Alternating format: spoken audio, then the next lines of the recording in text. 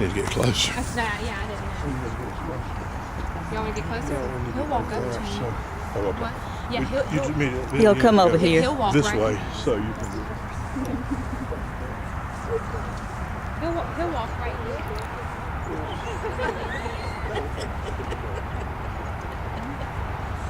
George Yetter, a plumber from New Jersey, fell in love with a Macon girl when his train stopped here. He packed his tools and his family's collection of Bavarian Christmas ornaments and came back to marry his Georgia peach. Mr. Yetter! Hello! I stand over here. Will this keep the sun out of most of your eyes? Right here. Right here. And then maybe people can come up this way. Yeah, this yeah. way. Kind of scoot up like this so you're not staring into the sun.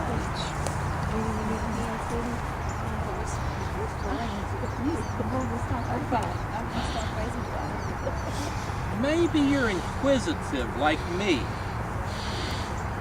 My wife, Jelly, was cross as two sticks when my ankle got busted up when the sidewalk caved in from the crowd rushing to see the air crash on Cherry Street.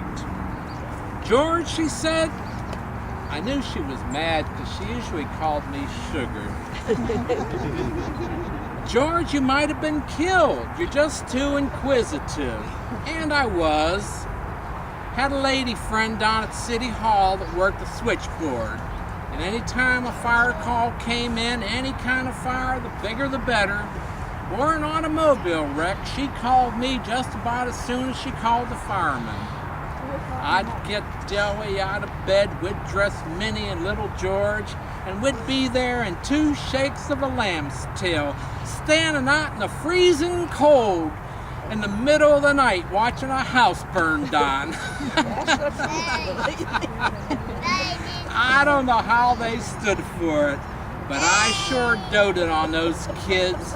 I built them trains and doll houses and ships this big, raised box turtles in the backyard. But getting back to the air crash, you might have seen the little brass propeller in the sidewalk at 580 Market Street, same block as Market City.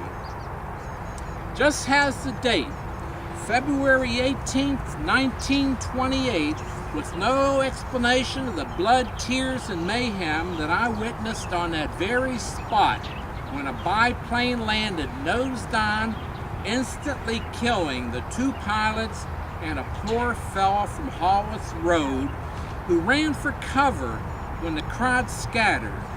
He ducked into a store, and then he came back out to see what was happening, and the plane fell right on him. Well, don't tell Deli, but this was a case of someone being killed by curiosity. The pilots were throwing out these bombs as a stunt to advertise an air show the next day. They were like giant firecrackers. They were filled with gunpowder and had a fuse that was wrapped with wet paper that dried to a pasteboard. They made a big boom. It was lunchtime and lots of folks were out enjoying the spectacle. Me, from my place of business, Yetter Plumbing on Cotton Avenue. Deli and Minnie were in front of our home on 2nd Street. The first 2 bombs went off, and then with the 3rd explosion, the tail of the plane blew off. The pilot must have dropped it after he lit the fuse.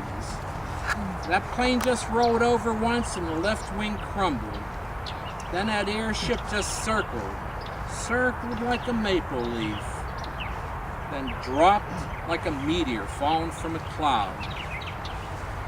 Now I bet you would not guess what I did next.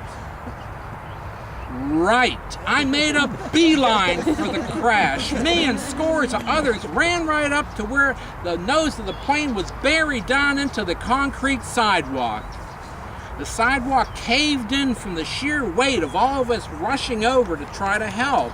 The section in front of Person's Pharmacy caved in, and we were hurled down 10 feet into the cellar where the shipping elevator brought in freight. Me and a dozen others were hurt bad enough to need treatment, though none seriously. You can read all the names in the paper. A woman and her baby were knocked on, and the police had to call in extra officers to move the crowd back away from the crash. The whole town was stricken with alarm and grief. But Mayor Luther Williams told the Junior Chamber of Commerce to go ahead with the air show in the interest of aviation. I'd say folks were, well, just plain inquisitive. I saw it. I was looking at it. Thank you very much. Tell us about it. Thank you. Thank you. Many